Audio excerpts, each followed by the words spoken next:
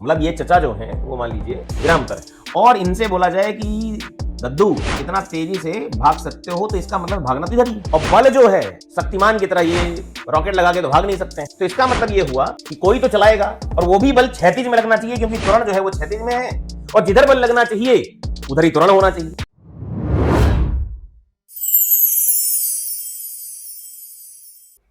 Entry हो गया। ये सवाल है, ये आम आदमी का भी सवाल है, सबका सवाल है। कैसा सवाल है? तो मतलब ये सबको आना चाहिए, सारे बच्चों को भी आना चाहिए। देखें, मतलब बहुत सिंपल सा कंसेप्ट लगा के ये सवाल किया जा सकता है। हिंदी मीडियम के विद्यार्थी सुने और समझें, बहुत काम की चीज़ है। कई जगह पे एक बहुत अच्छे सवाल इसमें बन सकते हैं कि आदमी कितने अधिकतम त्वरण से दौड़ सकता है। तो सवाल कुछ ऐसा है कि मतलब जैसे मान लो सपोज दैट कि ये जो सतह है ये घर्षण वाली सतह है, मतलब चिकनी सतह नहीं है, और इसके ऊपर जो है एक प्राणी, आम आदमी खड़ा है और ये चाह रहा है, मतलब अभी जो है वो कैसा है, विरामावस्था में, विराम पर है। और यहां पर एक इंफॉर्मेशन और देके रखिए कि मान लीजिए इसका जो द्रव्यमान दिया है वो मान लीजिए कितना दिया है, 50 किलोग्राम। 50 किलोग्राम, एम भी मान सकते हैं, मान लीजिए एम है द्रव्यमान, ठीक है। घर्षण गुणांक जो है वो कितना है, मान लीजिए म्यू के बराबर है, और ये स्थैतिक घर्षण गुणांक है। कौन सा? स्थैतिक। सवाल हमसे ये पूछा है कि ये आदमी जब विरामावस्था में है और घर्षण वाली सतह पे दे के रखा है, तो हम कितना तेजी से दौड़ सकते हैं, मैक्सिमम, मतलब अधिकतम कितने अधिकतम त्वरण से दौड़ा जा सकता है, ठीक है। अब ऐसा सवाल इस प्रकार का नहीं है कि मतलब जैसे मेरे से कोई पूछे कि नहीं आप कितना तेजी से दौड़ सकते हो, और मैं उसको जवाब दे दूं नहीं मेरा मन ही नहीं कर रहा है दौड़ने का। यहाँ मन उनका काम नहीं है ना। मतलब थोड़ा सा सीरियस होकर यदि बात करें कि भौतिकी में यदि सवाल है, यानी फिजिक्स में एक सवाल पूछा गया कि एक आदमी क्षैतिज सतह पर है और घर्षण वाली सतह है, स्थैतिक घर्षण गुणांक दे के रखा है, और यह बोला जा रहा है कि आप कितनी तेजी से भाग सकते हो, यानी अधिकतम त्वरण कितना हो सकता है जो आपको त्वरित करे, यानी आपके वेग को बढ़ाने का काम कर सकता है, ठीक है। तो अपने को लगता है ना यार कि हम अपनी कैपेसिटी से भागते हैं, अपना मतलब अंदर की जो ऊर्जा है और ये सब कुछ, ये फालतू की बातें हैं, उसकी बात ही नहीं कर रहे हैं। दौड़ना और कितना अधिकतम त्वरण से दौड़ा जा सकता है ये निर्भर करता है आपके पैर और धरातल के बीच में लगने वाले घर्षण बल पर। मजाक लग रहा है ना, मैं शक्तिमान हूं, है ना, यही लग रहा था कि मैं भागूंगा। जैसे कोई मेरे को शर्त लगा बोले आप कितना तेज भाग सकते हो, मेरे दम है। दमों का काम ही नहीं है। काम है कि पहला सवाल तो यह है कि जहां मैं भागना चाहता हूं उसमें मेरी इंटरनल एनर्जी या इसका रोल बाद की बात है। मेरा पैर जिस धरातल जिस सतह पर है वहां पे एक खतरनाक बल है जो मुझे रोकेगा या चलाएगा। जरा सोच के देखते हैं। ये अभी बोला गया कि विरामावस्था में, मतलब ये चचा जो हैं वो मान लीजिए विराम पर है और इनसे बोला जाए कि दद्दू कितना तेजी से भाग सकते हो, तो इसका मतलब भागना तो इधर ही है।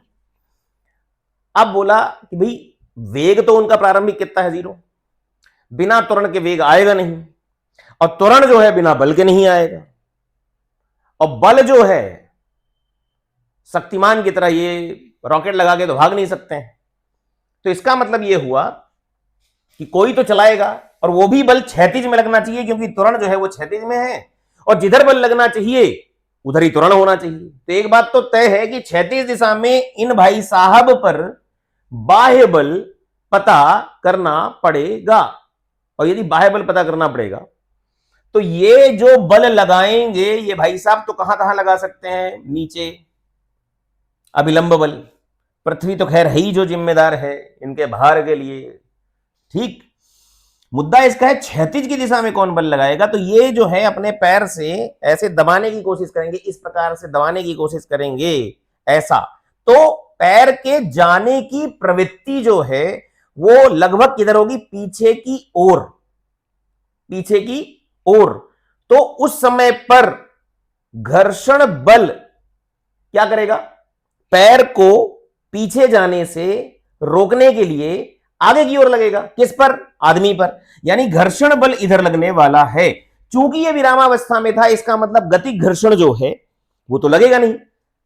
अच्छा, पैर जब भी धरातल के संपर्क में आएगा उस क्षण पर यदि बात करूं तो जो घर्षण है वो स्थैतिक ही हो सकता है। यानी जो इनको चलाने वाला है वो कौन है, स्थैतिक घर्षण है। ये बात तो क्लियर हो जानी चाहिए। और वो भी कहां से पता चला, त्वरण आगे की दिशा में है, और आगे की दिशा में यदि त्वरण है तो बल भी कहां होना चाहिए, आगे की दिशा में।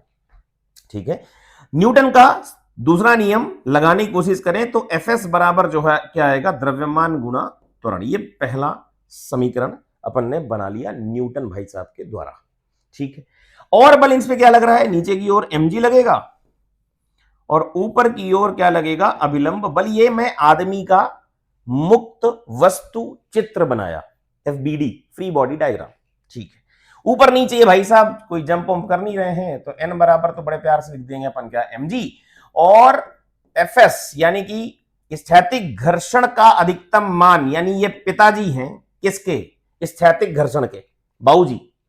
ये लगते कौन है, छोटे बच्चे, लगा कौन है, छोटा बच्चा, और ये कौन है, Fs का मैक्सिमम वैल्यू यानी कि स्थैतिक घर्षण का अधिकतम मान।